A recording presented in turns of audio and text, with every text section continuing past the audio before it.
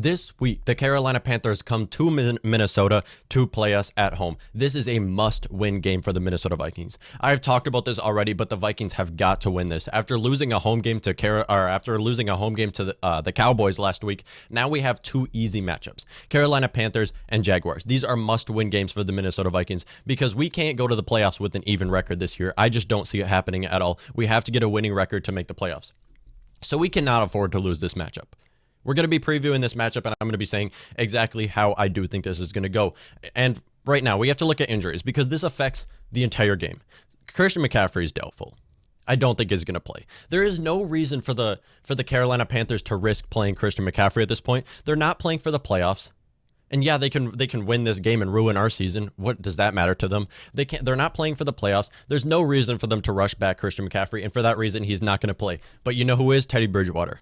Teddy Bridgewater was out last week, I think, with the ankle sprain, and now he's coming back. I am so happy as a Vikings fan. I am so happy to see Teddy Bridgewater play. I've been watching as much Carolina Panthers games as I can so far, and I'm so happy to see how Teddy Bridgewater is playing.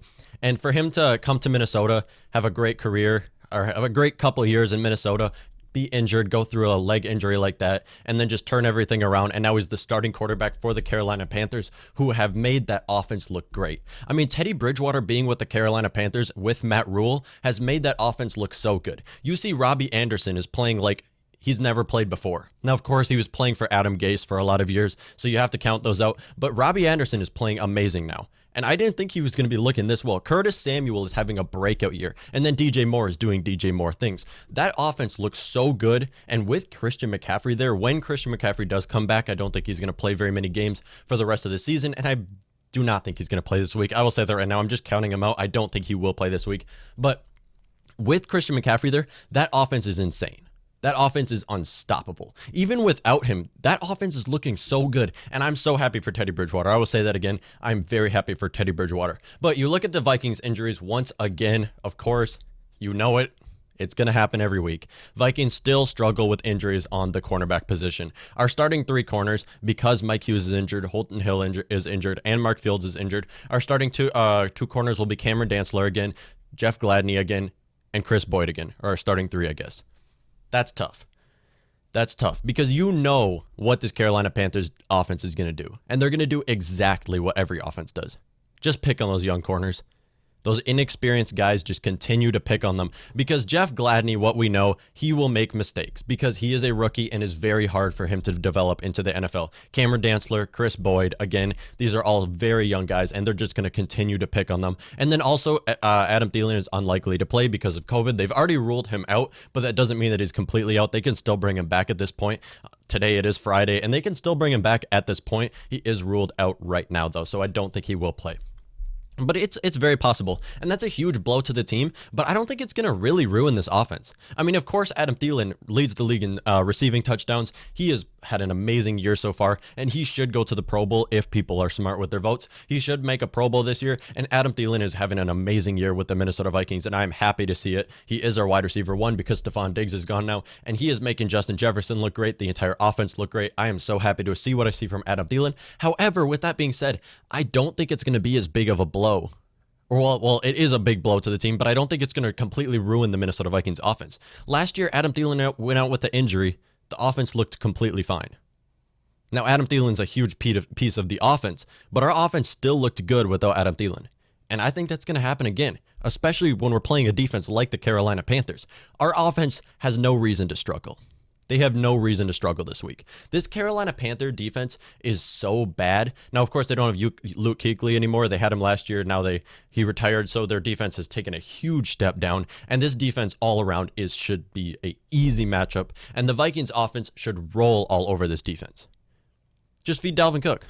That's where it starts from. That's where it all starts. Just feed Dalvin Cook. We have a great 1-2 punch in the backfield, and I've said it, and I want to say it again. We need to give Alexander Mattison more carries. We need to give Alexander Mattison more carries because we must expect that Dalvin Cook is going to go out with the injury. When Dalvin Cook goes out with the injury and we're starting Alexander Mattison again, we don't want to see what we saw against the Atlanta Falcons again. We don't want to see any game like that again because it's going to happen. Dalvin Cook will go out with another injury. Alexander Mattison will be the starter. We want him to be the most ready to be a starting running back as he possibly can, because right now he's not. And we saw that against the Atlanta Falcons game. Alexander Mattison, you could throw him out there for 1-2 snaps. He will play great. He can't play a full game. At least we haven't seen it yet. He has not proved it yet. So we want to see Alexander Mattison. I've said it. We want to see Alexander Mattison have a lot more carries because we want him to be completely ready when Dalvin Cook goes out with another injury. It's not if Dalvin Cook goes out with another injury. It's when he does. And we want Alexander Mattison to be the most ready. So I do want to see him play some more, and I do think they should, and I don't think they will.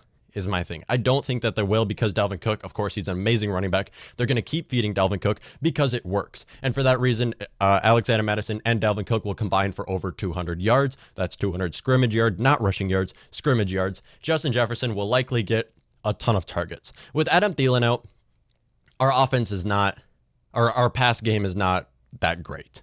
We have Justin Jefferson still. We have Irv Smith still. We have Kyle Rudolph still. Who's going to be stepping in? BC. BC last year stepped in for Adam Thielen. He looked amazing. Adam Thielen last year went out with a hamstring injury, and of course looked great. BC looked great. Now he was alongside Stephon Diggs, so it's a little bit different of a question than Justin Jefferson, but still, I do think BC will have a pretty good game. Now BC this year, he was our starting wide receiver at the very start of the season before Justin Jefferson was our wide receiver too. BC was out there and struggled with some drop passes, and then they moved him inside the slot. Still did not look great. I'm happy to see what I see from Chad Beebe inside the slot, but BC as a wide receiver too, an outside wide receiver, hopefully we see what we saw last year from BC Johnson, and I do think it will happen.